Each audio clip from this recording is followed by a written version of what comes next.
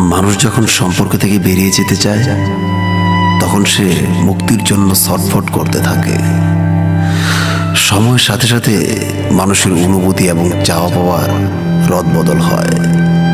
কারো প্রতি ভালোবাসা কিংবা মায়ের ব্যাপারটা চিরকাল মানুষের একরকম থাকে না।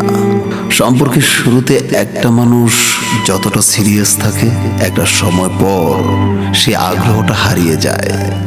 তখন ততটা সিরিয়াস আর থাকে না সেই মানুষটা। সম্পর্কের শুরুতে বাস্তবতা বলতে যে মানুষটার কোনো বালাই ছিল না, একটা সময় সম্পর্ক কিংবা মানুষটার প্রতি তিক্ততা এসে গেলে সে কিন্তু বাস্তবতার অজুহাতে এড়িয়ে চলে। সম্পর্কের শুরুতে যে বেশি আগ্রহ দেখায়, বেশিরভাগ ক্ষেত্রেই সেই মানুষটা উদাসীন হয় সম্পর্কের প্রতি। অপর পাশের মানুষটাকে এড়িয়ে চলে, অবহেলা করে। প্রতিটা মানুষেরই সম্পর্কে যাওয়ার পিছনে একটা না একটা কারণ অথবা উদ্দেশ্য থাকে। আর যখনই সেই উদ্দেশ্য উল্টো দিকে মোড় নেয়, ঠিক তখনই মানুষ সম্পর্ক থেকে বেরিয়ে আসার জন্য প্রাণপণ চেষ্টা করে।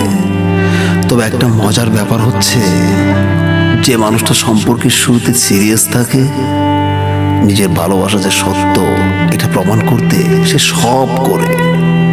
তারপর সম্পর্ক গভীর হয়ে গেলে সেই মানুষটা সম্পর্ক থেকে বেরিয়ে যেতে চায়। তবে সরাসরি কখনোই সে বিচ্ছেদ চায় না। সে অবহেলা করে, বাস্তবতার অজুহাত দেখায়, উদাসীন থাকে, পরিস্থিতি কিংবা বাস্তবতার দোহাই দেয়।